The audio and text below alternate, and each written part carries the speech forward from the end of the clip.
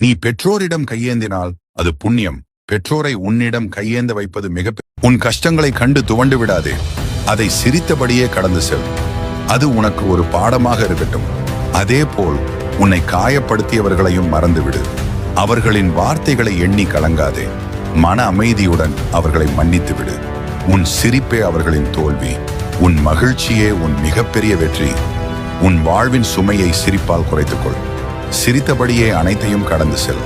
போற இடம் எல்லாமே நிராகரிப்பு. ஒரு விஷயம் சொல்லவா, வாழ்க்கை உங்களை அதிகமாக நிராகரித்தது என்றால், நல்லா இந்த வாக்கியத்தை மனசுல வச்சுங்க. வாழ்க்கையில எந்த சூழ்நிலையிலும் இந்த வாக்கியம் உங்களுக்கு பயன்படும்.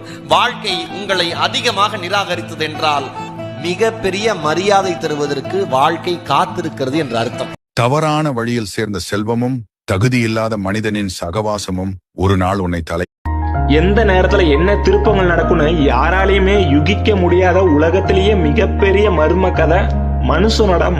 அடுத்தவன் 1000 சொல்லுவான், அது அவனுக்கு பொழுதுபோக்கு.